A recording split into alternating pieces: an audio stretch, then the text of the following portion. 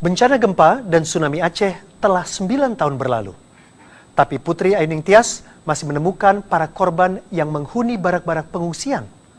Persoalan yang dihadapi bukan hanya karena rumah bantuan yang seharusnya mereka tinggali berpindah tangan. Tapi juga tak sedikit rumah bantuan justru dibangun di pesisir pantai yang rawan tsunami. Di saat warga dan pemerintah berupaya bangkit melupakan duka, siapkah Aceh menghadapi bencana serupa? Inilah penelusuran Putri Aining Tias selengkapnya.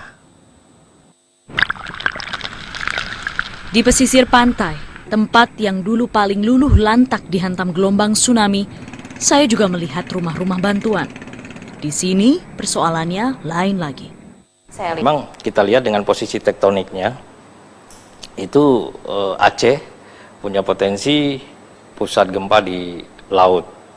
Jadi seperti gempa 26 Desember 2004, itu ada sebuah pergerakan yang dahsyat, dan sebelum dia stabil, dia akan terus mengganggu bumi ini, terus bergerak.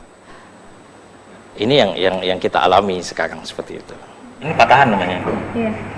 Banda Aceh itu di sini. Ahli geologi Faizal Adriansyah memetakan lebih rinci potensi bencana yang bisa terjadi. Karena di situ ada namanya subduksi, ada daerah penghunjaman sekitar 200 km dari bibir pantai. Itu ada satu daerah, kalau bahasa awam mungkin palung ya. Nah, di situ tuh sangat dalam, dan itu ada sesuatu bagian dari lempeng samudera yang menyusup dan dia terus menekan. Nah, sehingga dinamika gempa itu banyak sebenarnya. Ketika ancaman begitu nyata, saya justru melihat kondisi pesisir pantai Aceh menyedihkan. Tanaman bakau yang dikenal sebagai pemecah gelombang alami tak banyak. Bahkan pemecah gelombang buatan tidak ada. Seperti nasib sebagian besar alat pendeteksi gempa dan tsunami di perairan lainnya di Indonesia. Tapi pernah gempa besar di Aceh pada tanggal 12 April 2012. Gempanya sore hari, yang kemudian para ahli menyebut gempa kembar itu. Karena pertama 8,6 skala Richter, kurang lebih 2 jam kemudian terjadi gempa besar lagi, 8,2 skala Richter. Waktu itu sirena ternyata telat berbunyi. Warga juga masih belum disiapkan untuk menghadapi bencana.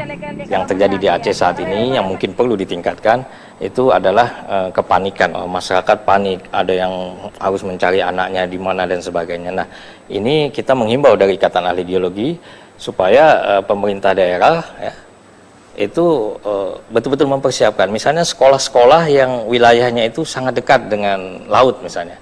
Kemudian bangunan-bangunan publik ya, rumah sakit, kemudian mungkin ada mall dan sebagainya, hotel-hotel di Aceh, itu harus ada arah jalur evakuasi.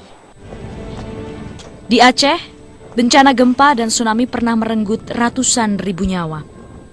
Kerugian materi mencapai 450 miliar rupiah. Setelah 9 tahun berlalu, tak seorang pun semestinya lupa. Paradigma lama itu kan kita harus bebas dari bencana, ya, free from disaster, itu tidak mungkin lagi.